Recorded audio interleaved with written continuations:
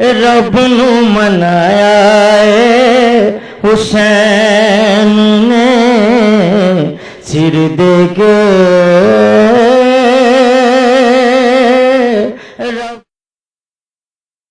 نحمده ونصلي ونسلم على سيدنا ومولانا محمد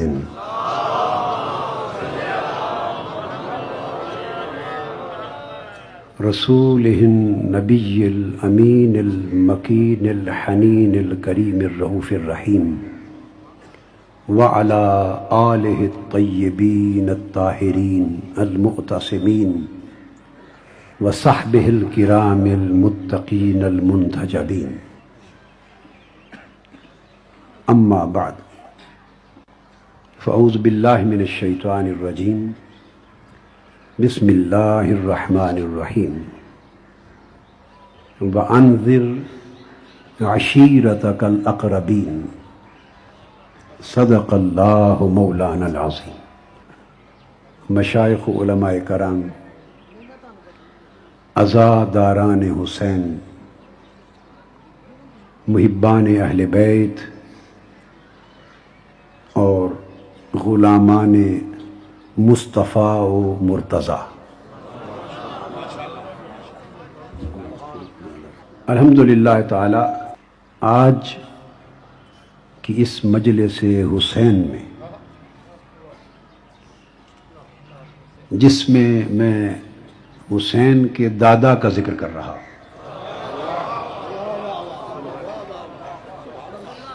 یہ جو کتابیں اس وقت میری زیر تصنیف، زیر تالیف اور زیر ترتیب یا زیر تدوین تھی، جنہیں اللہ رب العزت کو منظور ہوا تو ہر سال میری کوئی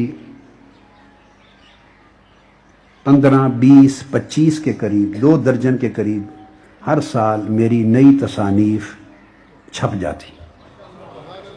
اللہ کے فضل سے یہ جو کام کوئی 1000 تصانیف کا میں نے کیا ہے، اس کے مسودات ہوتے ہیں، پھر ان پر شاگرد میرے ساتھ مل کے کام کرتے ہیں، تو 20-25 کتابیں نکل آتی ہیں تیار ہو کے۔ آدھی اس میں سے کم و بیش، کبھی کم کبھی زیادہ، ربیع الاول کے موقع پر شب میلاد کو آتی ہیں، آدھی 27ویں رمضان المبارک اور عشرہ اعتکاف میں آتی ہیں۔ جو کتابیں 10-15 اس شب میلاد تک تیار ہو کے آنے والی ہیں، ان میں رات دن کام ہو رہا ہوتا ہے، تو میں بھی بیشتر راتیں عشاء سے فجر تک بیٹھا اسی کام میں لگا رہتا ہوں، عشاء سے فجر، اور بعد از فجر سونا ہوتا ہے بیشتر اوقات۔ ان کتابوں میں ایک نہایت نمایاں کتاب، تاریخی کتاب، وہ ایمان ابی طالب پر ہے جو میں لکھ رہا ہوں، اور اس کا نام میں نے رکھا ہے، یہ انشاءاللہ ربیع الاول تک آ جائے گی، اس کا نام رکھا ہے القول الغالب، القول غالب فی ایمان ابی طالب۔ اس کتاب میں ایک باب، یعنی کئی ابواب ہوں گے نا، 10، 15، 20 ابواب ہوں گے اس کتاب کے، ان میں سے ایک باب میں نے ایسا قائم کیا کہ اس میں آقا علیہ الصلوۃ والسلام کی حیات مبارکہ اور حضرت ابو طالب کی حیات مبارکہ سے کتب حدیث اور کتب سیر سے براہ راست دلائل لے کر وہ شواہد اور قرائن، ابھی علمی، فنی، اعتقادی بحثیں دوسرے ابواب میں آئیں گی، اس میں وہ شواہد اور قرائن جمع کروں کہ جو میں بنیاد بناؤں کہ وہ کون سے شواہد اور قرائن ہیں جن کے باعث میں ایمان ابی طالب کا قول کر رہا ہوں، بیان کر رہا ہوں، تو وہ شواہد اور قرائن جمع کروں۔ تو اس باب کو لکھنا شروع کیا، اور یہ صرف اس باب کی بات کر رہا ہوں، باقی تو ہر بحث آئے گی، مگر وہ جب لکھنا شروع کیا شواہد و کرائن، تو وہ اس ایک باب میں ایمان ابی طالب پر میں نے 70 شواہد اور کرائن جمع کر دیے۔ 70، ان 70 کرائن میں سے آج 10 بیان کروں گا۔ وہ 70 تیار ہیں مگر ایک مجلس اتنی ہی کی متحمل ہو سکتی، 10 بیان کروں گا، مگر الحمدللہ تعالی وہ 10 پھر جب آگے لوگ سنیں گے تو یہ ہزاروں دلائل پر یہ 10 ہی بھاری رہیں گے۔ تو علی جاوا صاحب جب آئے تو اس کتاب کا ذکر چل نکلا، انہوں نے سن لیا، تو پھر مجھے پیغام بھیجا علی رضا رضوی صاحب اور ہمارے حضرت علامہ حجت الاسلام سید علی غضنفر کراروی صاحب کے ذریعے کہ کیا اس مجلس میں ایمان ابی طالب پر آپ خطاب کرنا پسند کریں گے؟ تو میں نے پیغام بھیجا، آپ نے کیا بات پوچھ لی؟ میری پسند کیا، میں تو خود اور اپنی پسند ساری ان میں فنا کر چکا ہوں، لہذا میں کروں گا۔ سو کتاب بعد میں آئے گی اور اس موضوع پر خطاب آج پہلے ہو رہا ہے۔ یہ ایک تمہید تھی، اب بغیر کسی تمہیدی گفتگو کے میری عادت نہیں، یہ اس کا تھوڑا پس منظر بیان کیا اور موضوع پر آ جاتے۔ وہ جو باب ہے 70 کرائن کا، وہ پرنٹ بھی ہو رہے ہیں نا کمپیوٹر پہ ساتھ ساتھ کتاب کے لیے، اسی کے 10 کرائن کا مواد کمپیوٹر کا اپنی کتاب کا میں ساتھ لایا ہوں، جو دلائل اور شواہد حوالہ جات سے آپ کو بیان کرنے۔ میں نے ابتدا کی اس آیہ کریمہ سے جس میں اللہ رب العزت نے فرمایا بعثت کے بعد جب حکم آ گیا اعلان نبوت کا اور اظہار نبوت کا، تو حکم آیا کہ یہ پیغام سب سے پہلے اپنے اقربا تک پہنچا دیں، اپنے گھر والوں تک پہنچا دیں، خاندان والوں تک پہنچا دیں۔ وَأَنذِرْ عَشِيرَتَكَ الْأَقْرَبِينَ، اقربین اپنے اقربا کو پہنچا دیں۔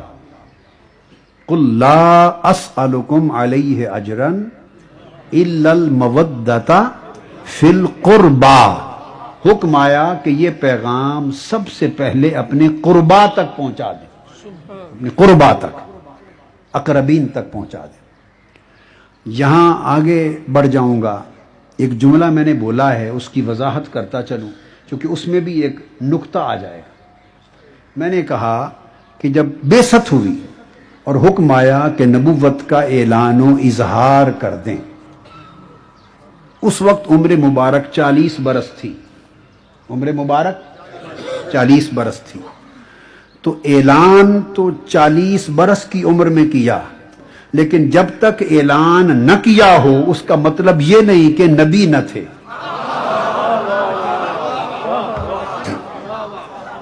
آپ میری بات کو سمجھے ہیں؟ اعلان 40 برس کی عمر میں فرمایا، مگر جب اعلان کیا تو کیا مطلب ہے کہ نبوت ثابت بھی اسی دن ہوئی؟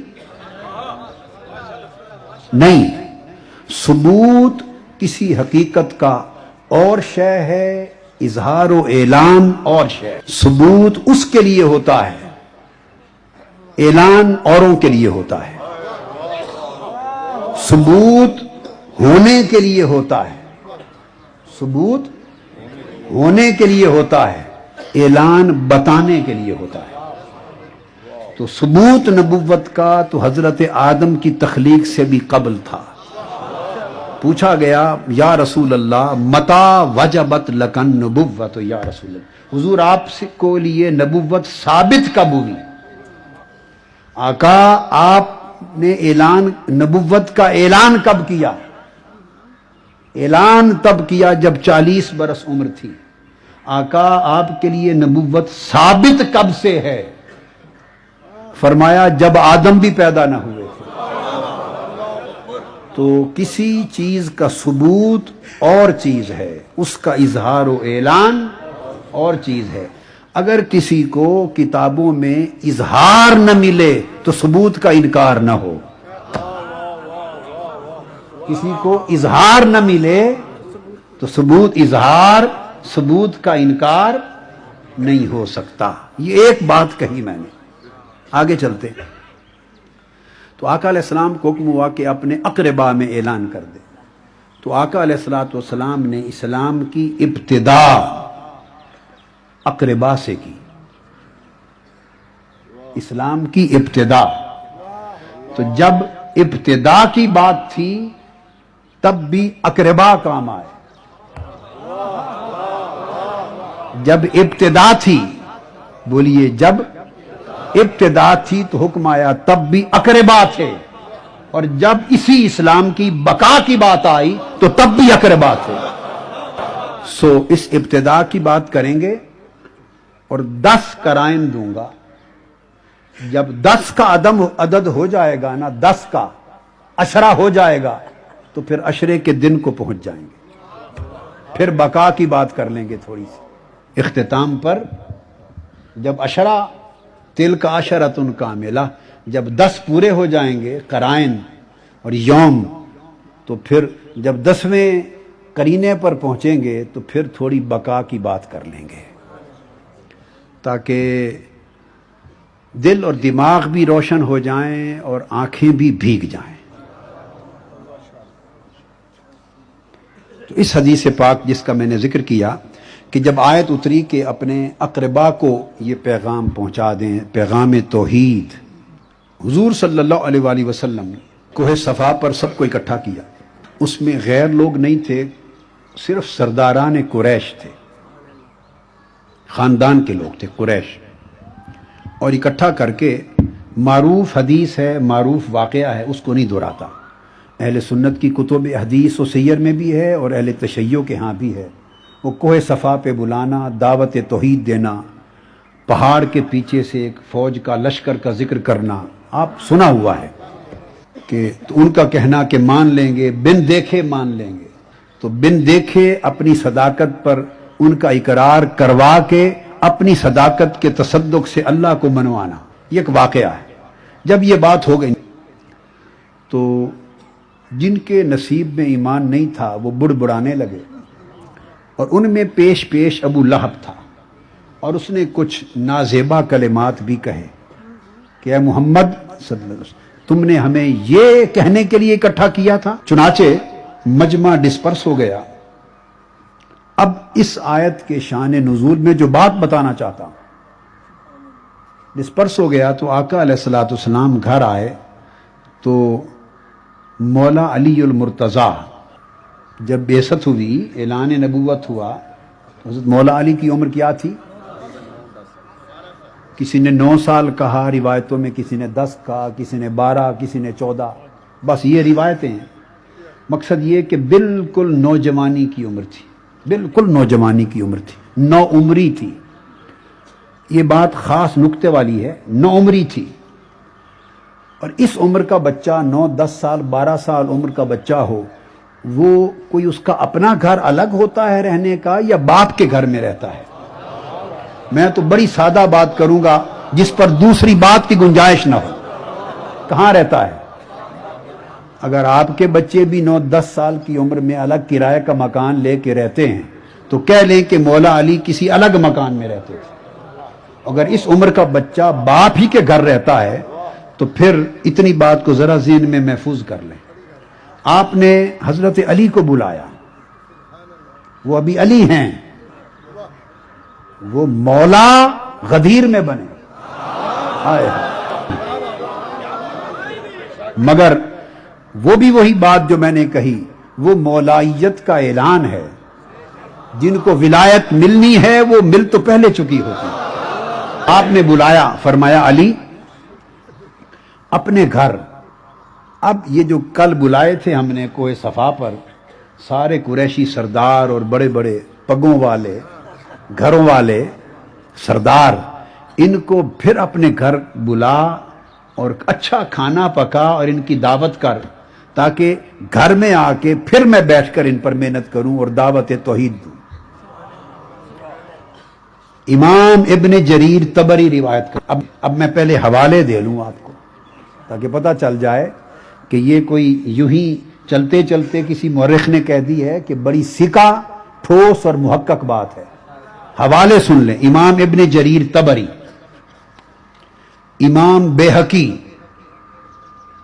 حوالے سب اس لیے میں بتا رہا ہوں آپ کو کہ اگر یہ بات آپ نے کہی، اگر اہل تشیع اور ملت جعفریہ کی کتب حدیث اور کتب سیر کے حوالے دیے تو وہ اس بات پر اس کا معنی کچھ اور ہوگا، اور اگر اہل سنت کی کتب حدیث اور کتب سیر کی اپنی کتب حدیث اور سیر کے حوالے دوں تو معنی اور ہوگا۔ سو میں اہل سنت کی کتب حدیث اور کتب سیر ہی کو لے رہا ہوں۔ تو امام بیہقی عظیم محدث ہیں، انہوں نے روایت کیا، امام ابن جریر طبری نے روایت کیا، امام ابن اسیر نے روایت کیا، امام ابن کثیر نے روایت کیا، امام ابن عساکر نے روایت کیا، المقریزی نے روایت کیا۔ یہ تمام محدثین جو ساتوں کے حوالے میں نے دیے بیان کرتے ہیں کہ آقا علیہ السلام نے فرمایا علی کھانا کر، تو چنانچہ مولا علی المرتضیٰ نے اپنے گھر ان سارے سرداران قریش کو بلا کے حضور کی دعوت توحید کی اشاعت کے لیے دسترخوان بچھایا، کھانا پکایا اور آقا کو بلایا اور پہلا جلسہ رچایا۔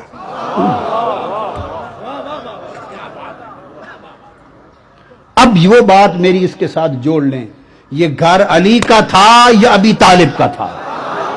یہ بولیے، یہ گھر علی کا تھا یا ابو طالب کا تھا؟ کس کے گھر دسترخوان بچھ رہا ہے؟ کون سرداران قریش کو دعوت توحید سنوانے کے لیے گھر کھانا پکا رہا ہے؟ کون دعوت کا اہتمام کر رہا ہے؟ گوشت پک رہا ہے، ران پکی ہے، کتابوں میں ہے۔ کون بکرے ذبح کر رہا ہے؟ گھر سے خرچ کر کے منعقد کر رہا ہے مجلس دعوت توحید کی، یہ گھر ابو طالب کا ہے۔ دار ارقم، دار حضرت ارقم کا گھر دعوت توحید اور دعوت اسلام کا مرکز جو چھپے چھپے تبلیغ ہوتی تھی 3 سال تک، وہ مرکز توحید بعد میں بنا ہے۔ سب سے پہلا جو گھر مرکز دعوت توحید بنا وہ دار ابی طالب ہے۔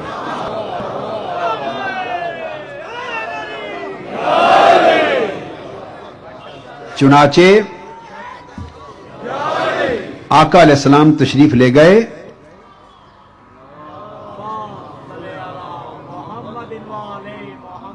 بکری کی رانیں بھونی، پانی دودھ کے کٹورے رکھے، اہتمام سے کھانا بنایا اور سرداران قریش کو بٹھایا اور آقا علیہ السلام کو بلا کے انہوں نے کہا کہ میرے حبیب اب آپ بیان فرمائیں۔ تو حضور صلی اللہ علیہ وآلہ وسلم نے اس گھر میں سب سے پہلے پہلا جلسہ کوہ صفا پر اور دوسری مجلس اور نشست دعوت توحید کی دار ابی طالب میں، اور پھر آقا علیہ السلام نے پھر پورا خطاب کیا۔ اور یہ آرگنائزر میزبان کون تھے؟ حضرت ابو طالب تھے، میزبان حضرت ابو طالب تھے اور آرگنائزر علی المرتضیٰ تھے۔ اس کے بعد دوسرے دن پھر دعوت کی، ان سب کتب میں آقا پھر تشریف لائے اور پھر جلسہ ہوا، کھانا ہوا اور آقا نے دعوت توحید دی۔ تیسرے دن پھر دعوت کی اور پھر جلسہ ہوا۔ دار ابی طالب میں وانذر عشیرتک الاقربین کے تحت 3 دن تک آقا علیہ الصلوۃ والسلام دعوت توحید دیتے رہے۔ اور جب یہ بیان ہو چکا اس میں حضرت ابو طالب کھڑے ہو گئے، اور اس کو ابن اسیر اور امام طبری اور دیگر مورخین تاریخ الکامل میں رقم کرتے ہیں۔ وہ فرماتے ہیں کہ آپ کھڑے ہو گئے اور آپ نے فرمایا کہ میرے محبوب بھتیجے محمد صلی اللہ علیہ وسلم، اب آپ کی باتیں 3 دن سن کر آپ کی مدد کرنا ہمیں اس عمل سے بھی محبت ہو گئی ہے، ہم نے آپ کی نصیحت خوب قبول کر لی ہے۔ یہ الفاظ ہیں ما احب الینا معاونتک اقبلنا لنصیحتک واشد تصدیقتنا لحدیثک. انہوں نے کہا ہم نے آپ کی معاونت سے پیار کر لیا، آپ کی نصیحت قبول کر لی اور آپ کی بات کی تصدیق کا اعلان کر دیا. اب میری سمجھ میں نہیں کہ اب اعلان کچھ اور بھی ہوتا ہے، کوئی اور بھی اعلان رہ گیا. وہ حضرت ابو طالب جس اعلان کا انتظار لوگوں کو ان کی عمر مبارک کے آخری دن تک ہے کہ کب کرتے ہیں کب کرتے ہیں کب کرتے ہیں، یارو تمہارے کانوں تک آواز نہ پہنچے تو ہمارا وہ تو پہلے دن کا کر چکے ہیں، وہ تو پہلے دن کا کر چکے ہیں، پہلے دن کا کر چکے ہیں. امام ابن اسیر بیان کرتے ہیں فقال ابو طالب ما احب الینا معاونتک واقبلنا لنصیحتک واشد تصدیقنا لحدیثک وهؤلاء بنو ابیک مجتمعون وانما انا احدهم. یہ سارے آپ کے باپ کی اولاد خانوادہ بیٹھا ہے، ان میں سے ایک میں بھی ہوں. اور آپ نے فرمایا خدا کی قسم ہم آج کے بعد آپ جو دعوت لے کے اٹھے ہیں اس کی مدد و نصرت ہمارا فریضہ ہوگا. یہ پہلے ہی دن وانذر عشیرتک الاقربین کے تحت پہلا ہی اعلان ہے. اب یہ اعلان کیوں نہ ہوتا؟ جو بڑی ایمان افروز بات ہے وہ یہ کہ نبوت مصطفیٰ صلی اللہ علیہ وآلہ وسلم کا سب سے پہلے آپ کے بچپن کے وقت سے نبوت مصطفیٰ کے دو گواہ ہیں. ایک آقا علیہ السلام کے دادا حضرت عبد المطلب اور ایک آپ کے چچا حضرت ابو طالب. اعلان نبوت ابھی مدتوں بعد ہونا تھا، ابھی آقا علیہ الصلوۃ والسلام پنگورے میں تھے، انگلی پکڑ کے چلتے تھے. اس وقت سے جو نبوت محمد صلی اللہ علیہ وسلم کے گواہ اور عینی شاہد ہوئے علامات نبوت محمد کے، وہ عبد المطلب و ابو طالب ہیں. اور میں جو بات کوٹ کر رہا ہوں یاد رکھ لیں، کچھ بھی یاد نہ رہے تو ایک حوالہ ہی کافی رہے گا، اور وہ صحیح بخاری سے حوالہ دے رہا ہوں. کہاں سے؟ صحیح بخاری جلد اول اس کا صفحہ 324 اور حدیث کا نمبر 963، اور امام بہقی کی السنن الکبریٰ جلد 3 صفحہ 491 حدیث کا نمبر 6425. امام بخاری نے یہ واقعہ صحیح بخاری میں درج کیا. باقی حوالے اس کے بعد آتے ہیں. وہ یہ اس کی تفصیل آگے میں دوں گا، اور تفصیل کے لیے بلکہ میں اس کے آپ کو تفصیل بتا دوں، پہلے حوالہ جات کا قصہ ایک طرف ہو جائے، اس کے بعد اسے امام سیوطی نے روایت کی. اہل سنت کے ہاں بھئی آپ سمجھ لیں، کئیوں کو پتہ ہے، اہل علم کو پتہ ہے تو کہ عوام کو نہیں پتہ ہوتا. اہل سنت کے ہاں لفظ امام جو ہوتا ہے وہ امام فی الولایت کے علاوہ ایک علم کے مرتبے کے لیے بھی امام کا لفظ استعمال کرتے. اس لیے امام ابو حنیفہ، امام مالک، امام شافعی، امام احمد بن حنبل، امام بخاری، امام مسلم، تو اہل سنت کے ہاں لفظ امام یہ ایک عمومی معنی رکھتا ہے، یہ امام ولایت کا معنی نہیں. مگر ایک سمجھ لیں، سنی صحیح العقیدہ اہل سنت صرف وہ ہے جو امام ابو حنیفہ اور امام بخاری سے لے کے آج مسجدوں کے اماموں تک بھی سارے امام مانے، مگر یہ کہے کہ ان ساروں کی امامتیں ایک حسین کی امامت کی گرد پر قربان.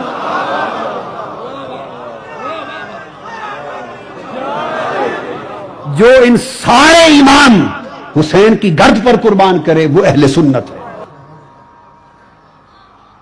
اللہ کے بندو، 1400 سال میں 10,000 لوگوں کو، ہستیوں کو، بزرگوں کو امام ماننے والوں، 10,000 بزرگوں کو امام ماننے والوں، سب 10,000 اکابر کو، لاکھ اکابر کو، بزرگوں کو امام کہتے ہو، صبح و شام کہتے ہو، اور جب اس ذات کی بات آتی ہے کہ امامت جن کے قدموں سے نکلی ہے وہاں نہیں کہتے.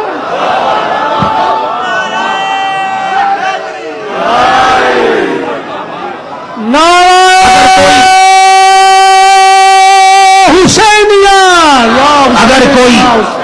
اگر کوئی ولایت میں امام بنا ہے تو حسین کے صدقے، کوئی تقوی میں امام بنا تو حسین کے صدقے، کوئی علم میں امام بنا تو حسین کے صدقے، کوئی فقہ میں، حدیث میں، تفسیر میں، شریعت میں، تاریخ میں، جس میدان میں جو امام بنا وہ حسین کے قدموں کے صدقے۔ ہر کسی کو امام کہتے ہوئے خوشی کرتے ہو، اور جب اماموں کے امام کی بات آتی ہے، جس کی جھولی کی خیرات میں امامت بڑھتی ہے، وہاں حضرت حسین کہتے ہیں۔ اور آپ کو پتا ہے اہل سنت ہونے کے ناطے میں فقہی مشرب میں حنفی ہوں، اپنی فقہی مشرب میں میں امام ابو حنیفہ کا مقلد ہوں، حنفی ہوں۔ تو میری فقہ میں امام ابو حنیفہ وہ اس لیے امام ہے، میرا فقہ کا امام حضرت امام ابو حنیفہ اس لیے میرا امام ہے کہ وہ امام جعفر صادق اور امام محمد باقر کا غلام ہے۔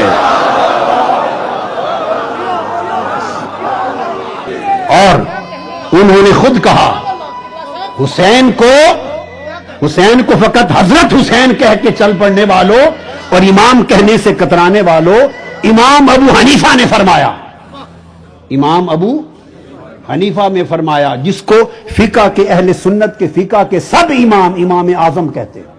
انہوں نے کہا لولا السنتان لہلک النعمان، خدا کی عزت کی قسم اگر امام محمد باقر اور امام جعفر صادق کے قدموں میں جو میں 2 سال بیٹھا، اگر میری زندگی میں وہ 2 سال نہ ہوتے تو میں ہلاک ہو گیا ہوتا۔ ارے یہ گھرانہ تو یہ تو وہ امام ہیں، یہ وہ امام ہے جو ان کے قدموں میں 2 سال بیٹھ جائیں وہ امام اعظم بن جائے، جو ان کے قدموں میں بیٹھ جائیں امام ہو جائیں۔ تو مجھے تو خدا کی عزت کی قسم امامت سے اوپر چونکہ نبوت ہو نہیں سکتی، ختم نبوت ہے، حضور کے بعد کوئی کسی کو نبی کہے کافر ہوگا، نبوت ہو نہیں سکتی، اور امامت سے اوپر کوئی اور لفظ نظر آتا میں حسین کو امام نہ کہتا، وہ لفظ کہتا، امام سے اوپر کچھ ہوتا۔ وہ تو امام قدموں سے امام بنانے والے ہیں، یہ تو فاطمۃ الزہرا کا گھرانہ ہے، جو ان کے در پہ سائل ہو جائے امام ہو جائے، وہ تو امامت خیرات میں دے دیتے ہیں، ہائے ہائے ہائے، وہ تو خیرات میں دے دیتے ہیں۔ تو میں عرض کر رہا تھا کہ یہ جو تو امام جلال الدین سیوطی نے روایت کیا، جو واقعہ آگے بیان کرنے والا ہوں، میں یوں ہی کروں گا کہ حوالے سارے پہلے سنا دوں تاکہ آپ کو پتہ ہو کہ بات کتنی پختہ سند کی ہے۔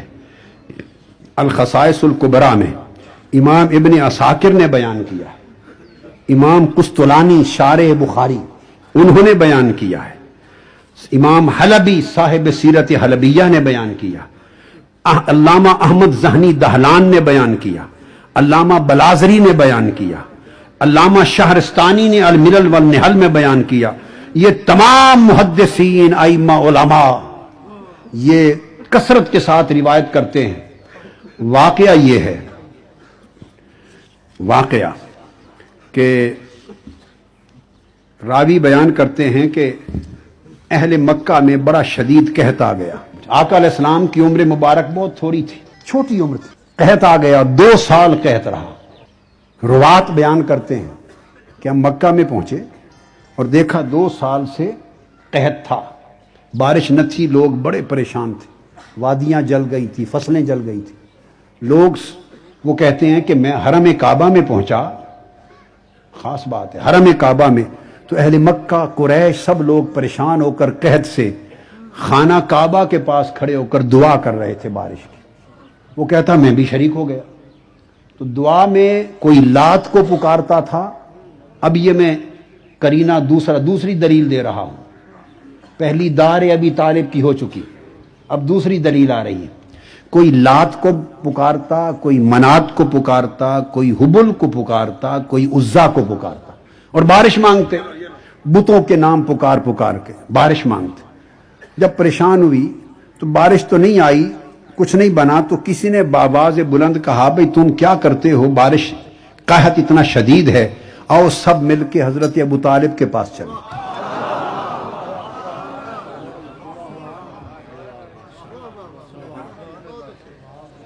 حضرت ابو طالب کے پاس چلے تو کہتے ہیں میں بھی ساتھ ہو لیا، اور سارے اہل مکہ کے معززین کا وفد حضرت ابو طالب کے پاس جا پہنچا بارش کے لیے۔ انہوں نے فرمایا رک جاؤ، ذرا سورج ڈھل لے اور تیز ہوا رک لے۔ فرماتے انتظار کیا، جب سورج ڈھل گیا تو اس کے بعد آپ نے فرمایا، حضور علیہ الصلوۃ والسلام کو ساتھ لے لیا، آقا کو کپڑا لپیٹ کر، آقا بعض روایتوں میں آتا ہے ساتھ انگلی پکڑ لی، بعض میں آیا اٹھا لیا۔ تو حضور صلی اللہ تعالی علیہ وآلہ وسلم بڑی چھوٹی عمر میں تھے، ساتھ لے لیا اور خانہ کعبہ کی طرف لے کے چل پڑے۔ اب پہلی بات تو سن لیں، ہر کوئی بارش مانگنے کے لیے لات کی طرف راجع تھا، منات کی طرف رجوع تھا، حبل اور عزا کی طرف رجوع تھا۔ جو مشرک و کافر تھے وہ قحط میں بتان حرم کو پکارتے تھے، اور ابو طالب کے پاس جب آئے تو وہ نہ لات کو کی طرف گئے، نہ منات کی طرف، نہ حبل، نہ عزا، وہ مصطفیٰ کو اٹھا کے چل پڑے صلی اللہ علیہ وآلہ وسلم۔ تو کوئی بات تو ذہن میں تھی نا، بولیے، کوئی بات تو ذہن میں تھی۔ ارے یہ اس وقت کی بات ہے جب ان کی عمر مبارک آقا کی سال 2 سال تھی۔ جنہوں نے سال 2 سال تک اتنا کچھ دیکھ لیا تھا، سال 2 سال کے اندر اتنا کچھ دیکھ لیا تھا کہ 360 بت لات منات حبل عزا انہیں چھوڑ دیا، اور قحط میں ان سب کو چھوڑ کے مصطفیٰ کو اٹھا لیا۔ 2 سال میں اتنی سمجھ آ گئی تھی، تو 40 سال کے بعد اعلان نبوت ہوا، تو 40 سال تک یہ سمجھ نہیں آئی ہوگی کہ ہے کون۔